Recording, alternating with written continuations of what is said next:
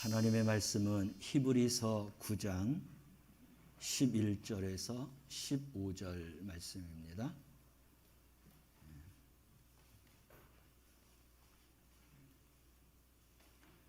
히브리서 9장 11절에서 15절 말씀입니다.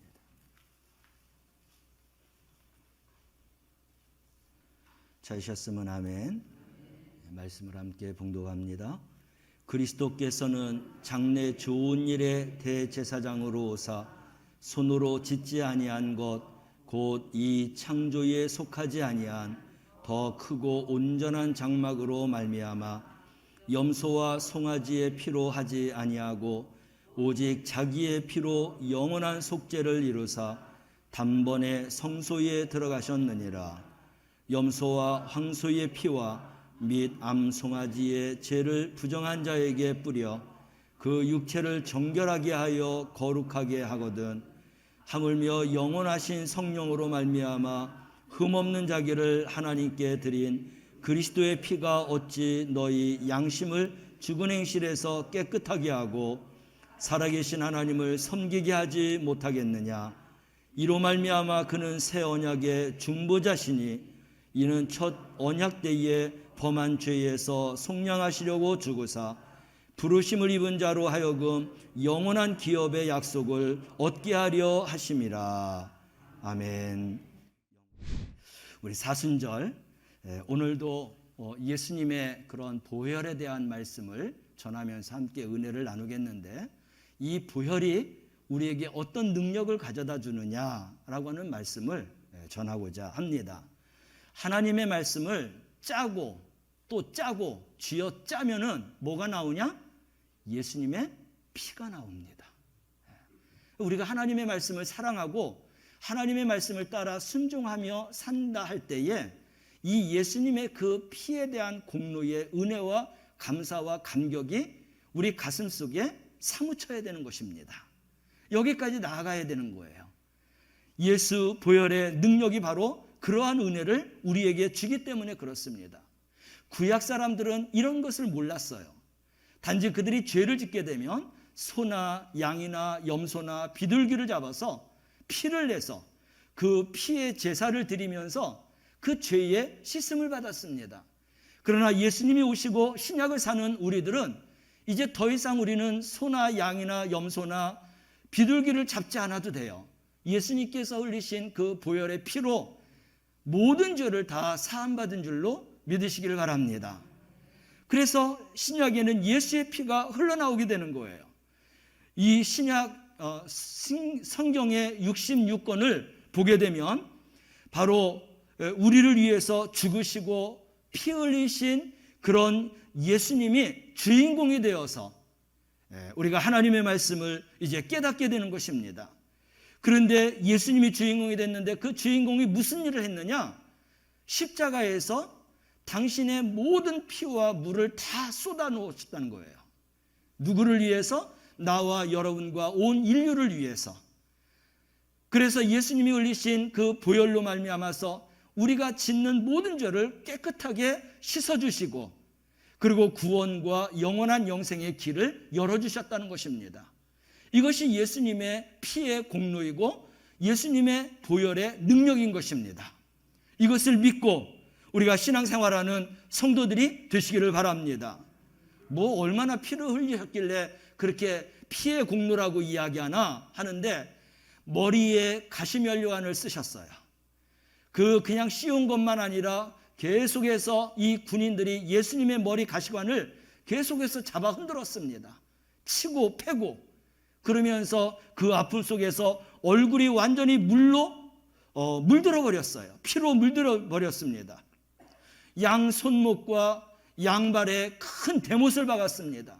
있는 그 모든 피가 다 그를 통하여서 흘러나가게 되었고 이 배에 이제 고여 있는 이러한 피도 옆구리에 창을 찌르면서 그 안에 있는 모든 피가 다 쏟아져 버렸던 것이죠.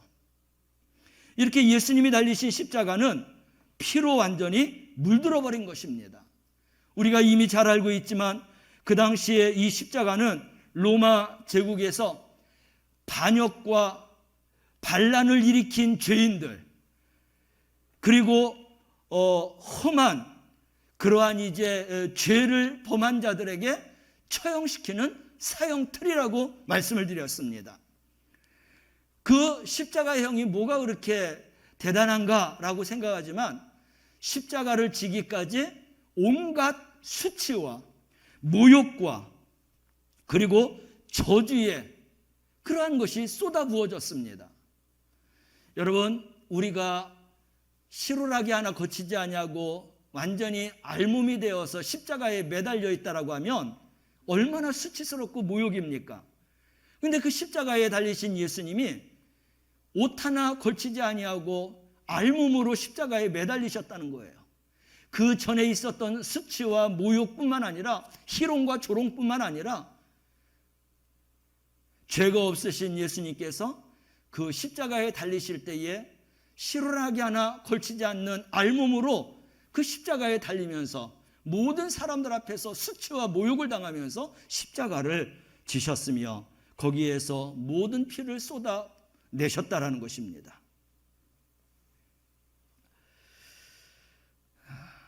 이러한 수치와 치욕과 저주가 그 십자가에서 다 달려서 우리 예수님이 돌아가신 거예요. 세상적으로는 말로 다 할 수 없는 그러한 치욕이죠. 그렇지만 예수님이 그렇게 달리신 이유가 있어요.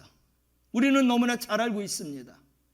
죄를 씻음받기 위해서, 죄를 씻어주시기 위해서, 구원의 문을 열기 위해서, 영원한 영생의 약속을 받기 위해서 예수님이 그렇게 십자가에서 달려서 죽으셨다라는 거예요.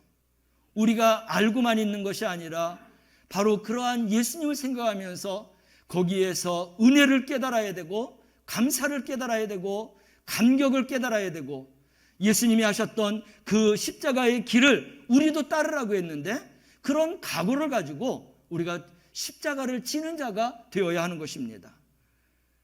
내가 좋으면 지고 내가 싫으면 지지 않는 그런 게 십자가가 아니에요. 이 십자가는 사명이며 이 십자가는 온전히 순종해야 되는 것이고 하나님의 뜻입니다. 예수님만 그 십자가를 지는 게 아니라 우리들도 예수님께서 너에게 택한 십자가를 지고 나를 따르라고 말씀하셨어요. 바로 이런 십자가 보혈의 능력을 깨닫고 아는 자들마다 이러한 진리 가운데 살아가는 성도가 되어야 할 줄로 믿습니다. 구약에 나오는 하나님의 은혜, 하나님의 구원, 하나님의 이런 구속사의 핵심은 다 피 흘림에 있습니다. 그래서 구약에도 제사 중심으로 하나님 앞에 예배하지 않았습니까? 제사를 드리는데 몇 가지 제사들이 있었죠. 번제나 속죄제나 속건제, 화목제, 소제, 이 모든 것들이 다 피를 흘려야 되는 것입니다. 그러나 그 중에서 소제 가운데 그리고 서원과 자원의 감사는 피를 흘리지 않아도 됐어요. 곡물을 가지고 하나님 앞에 제사를 드려야 됐지만 네 가지의 이 제사, 번제와 속죄제와 속건제와 화목제, 이 제사만큼은 소와 양과 염소와 비둘기를 잡아서 하나님 앞에 피를 뿌려 제사를 드려야 우리의 모든 죄를 사함받고 우리의 예배가 하나님 앞에 상달될 수가 있었습니다. 그래서 다 희생제물이고 화제이고 피 흘림의 제사라고 말하고 있어요. 여러분, 우리가 예배를 드릴 때 이 마음을 가지고 하나님 앞에 예배를 드려야 돼요. 비록 우리가 이제 소나 또 양이나 염소를 잡지 않는다 할지라도 예수 그리스도가 십자가에서 단번에 흘리신 그 피의 공로를 말미암아서 예배를 드려야 되는 거예요. 하나님 앞에 상달되는 이런 예배, 그것은 오직 예수 그리스도만으로 하나님 앞에 흠양되는 예배를 드릴 수가 있는 것입니다. 예수 그리스도의 보혈의 피, 이 능력을 힘이 있고 예배하는 자들마다 하나님이 받으시는 예배가 될 줄로 믿습니다. 이렇게 우리들이 죄를 지었어요. 이런저런 죄로 완전히 더럽혀졌습니다. 추합니다. 부끄러운 죄를 졌어요. 용서를 받으려면 희생제물을 드려야 되는 것입니다. 예배를 드릴 때마다 바로 이런 희생제물, 화제, 완전히 하나님 앞에 우리의 모든 것을 태워 올려드릴 수 있는 그러한 제사를 드리는 것이 하나님이 받으시는 예배가 되는 것입니다. 그러므로 우리의 마음속에 예수 보혈의 피의 그런 은혜를 가지고 하나님 앞에 항상 예배하는 우리 성도들이 되시기를 주님의 이름으로 축원합니다. 구약에 있는 유대인들도 이 피가 생명이라고 하는 것을 알았습니다. 왜냐하면 피를 많이 흘리게 되면 사람이든지 짐승이든지 죽을 수밖에 없어요. 그러니까 이 피가 생명이라고 하는 말이 맞습니다. 그러나 그게 완전한 정의는 아니죠.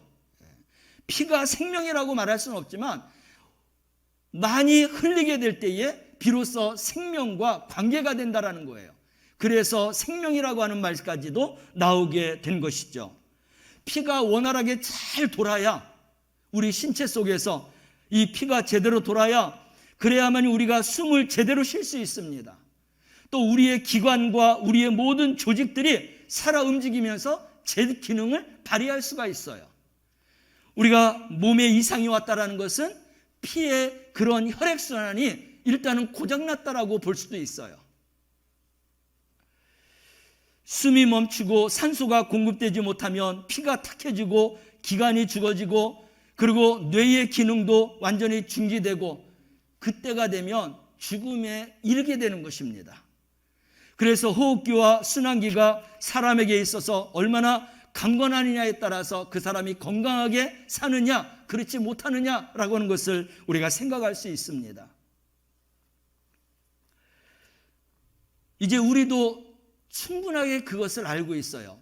피를 많이 흘리면 사람은 죽는다라고 하는 것입니다. 그래서 육체의 생명은 피에 있다라고 그렇게 말한 것이죠. 피를 많이 흘리면 죽게 되고 그래서 피가 생명이다라고 하는 이 말을 우리도 인정하면서 살아가고 있습니다. 피가 생명이냐? 꼭 그것은 아니지만 그러나 이 피가 생명을 유지하는데 꼭 필요한 그러한 것이다 라고 하는 것은 우리가 인정하게 되는 것입니다. 그래서 피가 그만큼 우리에게 중요하다는 것이죠. 맑은 피가 우리 육체를 잘 돌아다녀야 우리의 그런 육체가 건강하게 살아갈 수 있다라고 하는 것입니다. 여러분, 피에는 두 가지가 있다고 하죠. 적혈구와 백혈구가 있다고 합니다. 적혈구는 말 그대로 빨간 색깔이 있는 그런 피를 이야기합니다. 그래서 이 적혈구는 우리 몸 구석구석 침투에 들어가서 산소도 영양분도 공급해 줍니다. 그리고 필요 없는 노폐물이나 우리 몸에서 발생되는 이산화탄소 같은 거를 다 내보낸다는 거예요. 그래야 이 적혈구가 잘 흘러야 우리가 건강할 수 있다는 것입니다. 또 이런 잘못된 피들은 폐나 신장에서 다 걸러주지요. 그래서 우리의 생명과 육체가 건강할 수 있는 것입니다. 또 색이 없는 이것은 백혈구라고 이야기합니다. 이 백혈구는 우리 몸에 들어와서 병균을 잡아먹어요. 돌아다니면서 그래서 병균이 침투하지 못하도록 병에 걸리지 못하도록 그렇게 면역력을 주는 것이 바로 백혈구다라고 하고 있습니다. 피가 이만큼 우리에게 중요한 것이죠. 구약에서 보면은 피를 먹지 말라라고 하는 말씀이 나오고 있습니다. 이 피는 하나님이 만드신 것이죠. 하나님이 주신 생명이라고 말할 수 있습니다. 피를 먹지 말라고 하는 말은 생명을 파괴하지 말라라고 하는 뜻이 있는 것입니다. 우리 기독교가 바로 십자가의 종교이며 또 사랑의 종교이며 또 거기에 덧붙여서 피의 종교라고 말할 수 있습니다. 구약에서는 예수님께서 오시기까지 성전에서 소와 양과 염소와 비둘기를 잡아서 제물을 드렸습니다. 제물의 피가 강물같이 흐를 만큼 그렇게 정말 무궁한 그러한 피를 많이 흘린 것을 볼 수가 있어요. 그렇게 많은 피를 흘렸지만은 이제 구약에서 오실 메시아가 오면 그런 피를 흘리지 아니하고 예수님의 피로 인하여서 우리가 대신 이제 모든 죄사함을 받게 되는 것입니다. 그래서 구약에서의 피 흘림은 이제 오실 메시아를 보여주는 그림자다라고까지도 그렇게 말씀을 하고 있습니다. 레위기 17장 11절 말씀을 함께 볼까요? 육체의 생명은 피에 있다라고 말씀하고 있는데 함께 읽습니다. 육체의 생명은 피에 있으며 내가 이 피를 너희에게 주어 제단에 뿌려 너희의 생명을 위하여 속죄하였나니 생명이 피에 있으므로 피가 죄를 속하느니라. 아멘. 범죄한 영혼들이 구원받기 위해서는 죄가 없으신 하나님의 아들 예수님이 피를 흘리고 죽으셨는데 죽으시면서 우리의 모든 죄를 깨끗하게 씻어주신다고 했어요. 이 은혜로 말미암아서 우리가 죄사함을 받고 죄사함 받은 자들마다 영혼의 구원받게 되는 줄로 믿으시길 바랍니다. 그러므로 예수님의 죽으심은 나와 우리 모두의 죄, 인류의 모든 죄를 위해서 흘리신 그런 보혈이 되겠습니다. 왜? 우리를 대속해 주시기 위해서. 그것은 다시 말해서 구원의 문과 영원한 영생의 문을 열어주시는 이러한 능력이 있는 것입니다. 그래서 예수 보혈의 능력은 뭐냐? 그분이 흘리신 그 보혈로 말미암아서 우리의 모든 죄를 씻어주시고 그리고 우리를 정결하고 거룩하게 하시며 그리고 구원과 영원한 영생을 얻을 수 있는 문을 열어주시는 그런 언약의 그런 능력이 바로 예수 보혈의 능력인 줄로 믿으시기를 바랍니다. 우리가 이것을 아는 것뿐만 아니라 우리 마음속에 뜨거운 그런 심장을 가지고 주님의 그 은혜에 사무쳐서 우리가 신앙생활하고 믿음생활하는 성도가 되어야 할 줄로 믿습니다. 요즘 사람들에게 예수님의 이런 피 이야기하면 신화처럼 듣습니다. 피를 가지고 죄를 용서받고 피가 흘려서 우리가 대속받고 피로 인하여서 구원받고 영원한 영생을 얻는다라고 하면 그들이 무시하는 경향이 많습니다. 그런데 사람이 죽을 때에 마지막으로 이제 그들의 인생을 마감할 때에는 이제 이 예수 그리스도의 피의 공로가 얼마나 중요한가라고 하는 것을 깨닫게 돼요. 뒤늦게 깨닫는 자들은 부끄러운 구원이며 또한 구원에 이르지 못할 수도 있습니다. 그러나 이것을 깨닫고 늘 하나님의 은혜 가운데 살아가는 자들은 이제 죽어도 나중에 죽어도 언제 죽어도 하늘의 문, 구원의 문, 영원한 영생을 얻을 수 있는 약속된 성도가 되는 줄로 믿으시길 바랍니다. 그래서 우리는 예수 보혈의 능력을 항상 붙잡고 그 은혜 가운데에서 우리가 살아가야 되는 것입니다. 대표적으로 유명한 예화가 있죠. 프랑스의 계몽주의 철학자 볼테르라고 하는 사람이 있습니다.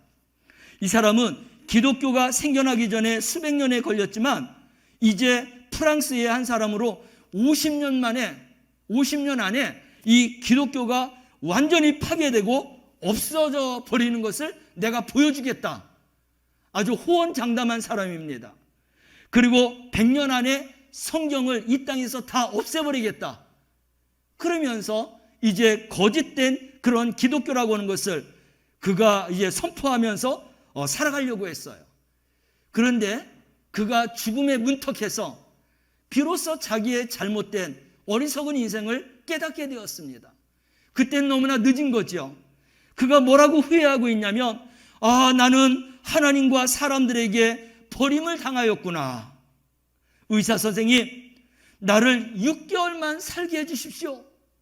나에게 있는 모든 보물을 내가 의사 선생님에게 절반 주겠습니다. 나만 살려주면 그런 보상을 하겠다는 거예요. 그 이야기를 듣는 의사 선생님은 나는 당신을 6주도 살릴 수가 없습니다. 생명은 나에게 있는 게 아니라 하나님께 있습니다.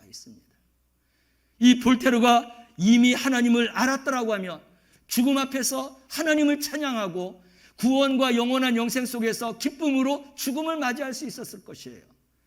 그러나 죽음 앞에서 뒤늦게 깨닫는 것이 바로 자기가 극도로 고민하다가 나는 멸망으로 들어가는구나 그러면서 죽었다라는 거예요. 죽는 그 순간까지 자기 자신에 대해서 자기가 스스로 저주하면서 죽게 되었다라는 것입니다. 뭘까요? 예수 그리스도를 모르고 죽는 그러한 죽음은 이러한 죽음을 맞이할 수밖에 없다는 것입니다. 그의 집은 프랑스 교회가 사들여서 성서 공예 그러한 건물로 사용했다라고 하고 있습니다. 그는 성경을 없애겠다고 했지만 그가 죽고 난 후에는 그 집이 성경을 보급하는 그러한 집으로서 그렇게 사용되었다라고 하는 것입니다. 여러분, 예수 그리스도의 보혈을 알고 산 사람의 그런 고백을 한번 들어볼까요? 죽음 앞에서 그는 이런 고백을 했는데, 영국의 파워 크리스트라고 하는 이 백작 부인이 있습니다. 그녀는 굉장한 부자예요. 아주 웅장하고 화려한 그런 성에서 살았습니다. 명예가 있고 귀족이라고 하는 이름도 그가 갖고 있습니다. 그에게도 죽음이 찾아왔어요. 임종의 시간을 기다리고 있을 때에 친하게 지나던 사람이 이제 이 백작에게 찾아왔습니다.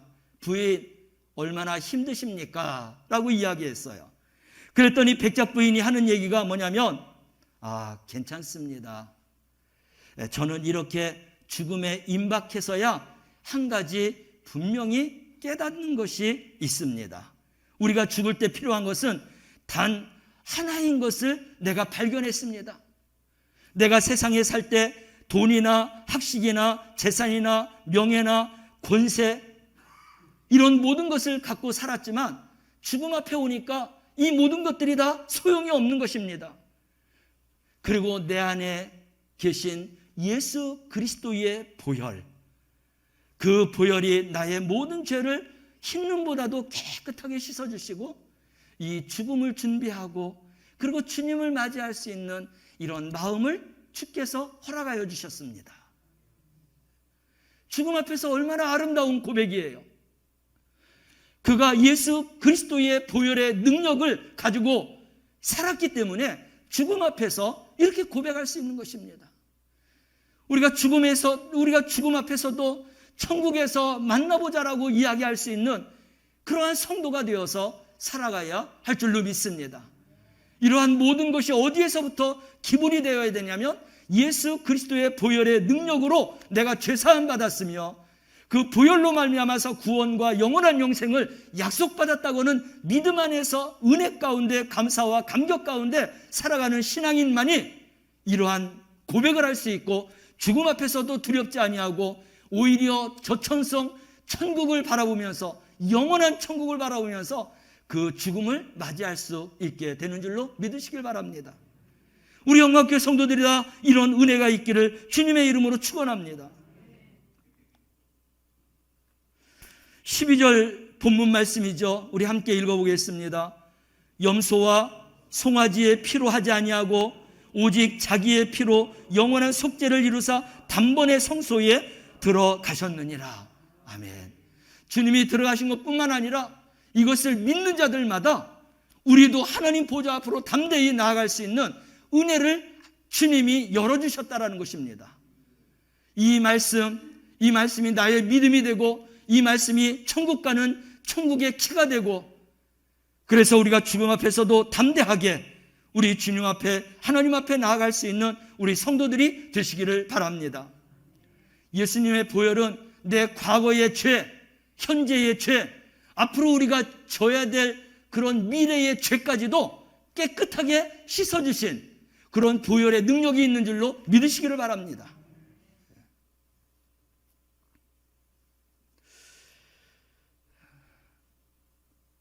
우리는 그래서 염소나 황소의 피 이제 잡지 아니하고 오직 예수 그리스도가 십자가에서 흘린 그 피의 공로로 말미암아서 우리가 하나님 앞에 담대하게 나갈 수 있는 줄로 믿으시길 바랍니다.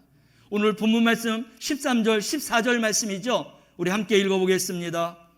염소와 황소의 피와 및 암송아지의 죄를 부정한 자에게 뿌려 그 육체를 정결하게 하여 거룩하게 하거든 하물며 영원하신 성령으로 말미암아 흠없는 자기를 하나님께 드린 그리스도의 피가 어찌 너희 양심을 죽은 행실에서 깨끗하게 하고 살아계신 하나님을 섬기게 하지 못하겠느냐. 예수 그리스도의 흘리신 피만이 우리의 죽음에서 부활하고 그리고 하나님을 섬길 수 있는 그러한 은혜를 우리에게 허락해 주신다라고 하는 것입니다. 구약시대에는 짐승의 피가 강물처럼 그렇게 흘렀습니다. 그러면 우리 신약의 성도들은 어떻게 해야 되느냐? 예수 그리스도의 피의 공로가 우리의 심령 속에 차고 넘쳐야 될 줄로 믿습니다. 왜 구약시대에 이렇게 짐승의 피가 흘러 넘쳤냐면 이스라엘의 제일 큰 명절은 유월절이에요. 이 유월절에 짐승을 잡아서 이제 피 흘림으로 말미암아서 하나님 앞에 번제로 드리고 그리고 이제 그 예배를 드려야 되는데 유월절이 되면은 예루살렘 성전에 100만 명이라고 하는 유대인들이 모였다는 거예요. 다시 말해서 한 사람이 하나씩 비둘기를 가져오든지 염소를 가져오든지 양을 가져오든지 소를 가져오든지 거기서 나오는 피가 얼마나 많겠습니까? 제단이 그 피로 강물처럼 흘러 넘쳤다는 거예요. 감당할 수가 없었다라는 것입니다. 여러분, 그 피가 흘러 넘치는 것만 보면서도 하나님께서 우리의 죄를 사해 주시는 것이 얼마나 크다라는 것을 우리가 목격할 수 있었을 것입니다.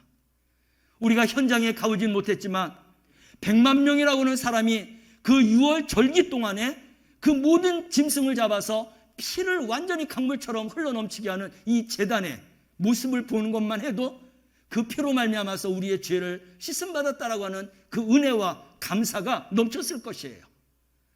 여러분, 구약 사람들은 그렇게 은혜를 받았고 감사와 감격 속에서 살았을 것입니다. 우리의 신약 사람들은 이 소와 이제 양과 염소와 비둘기를 안 잡아도 돼요. 예수님이 단번에 흘리신 대속제물이 되신 그로 말미암아서 우리가 이제 죄 용서를 받게 되는 것입니다. 믿음으로 말미암아서 구원과 영원한 영생을 받을 수 있는 거예요. 그렇다면 우리가 그냥 아는 것으로 구원과 영생 받는 게 아니잖아요. 제단에서 강물처럼 흐르는 그 피를 보면서 그들이 거기에서 느꼈던 그런 죄의 용서함, 참회, 그런 것을 깨달았다고 하면 우리는 예배를 드릴 때마다 예수 그리스도가 십자가에서 나를 위해서 온전한 피와 물을 다 쏟으셨다라고 하는 그런 예수 보혈의 그 은혜와 그 능력을 우리가 믿고 예배를 드릴 때 우리의 예배가 예수 그리스도의 보혈로 차고 넘치게 될 줄로 믿습니다. 이러한 차고 넘치는 예배를 통해서 우리가 용서함 받을 수 있게 되는 것이고 구원과 영원한 영생을 얻게 되는 줄로 믿으시길 바랍니다. 우리는 이런 마음을 가지고 예배를 드려야 돼요.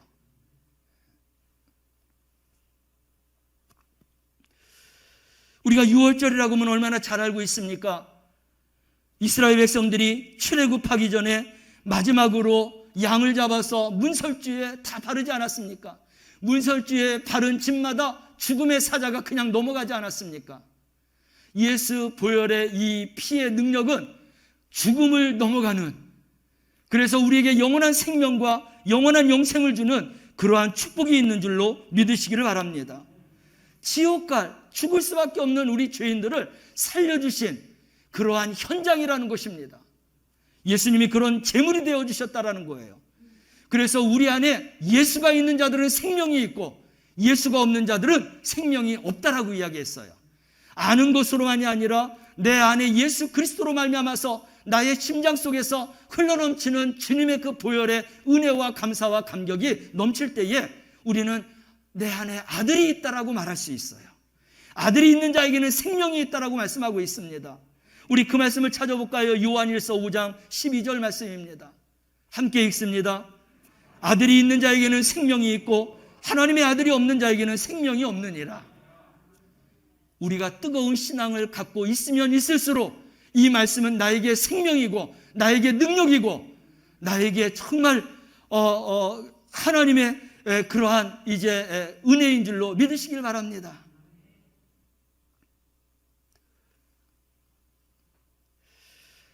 우리 주님은 우리를 위해서 피와 물을 다 쏟으셨다고 했어요.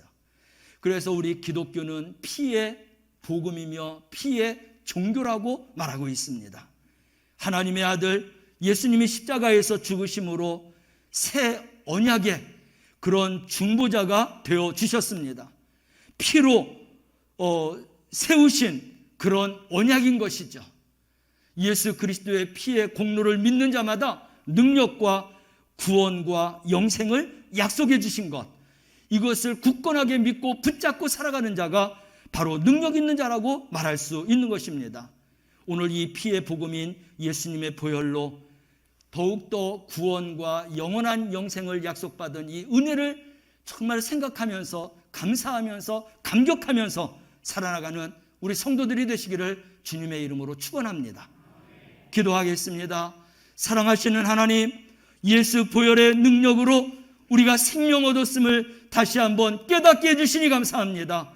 이제 이 은혜를 성령 충만하여서 구원받은 감사와 감격을 가지고 살아나가는 우리 성도들이 다 되게 하옵소서.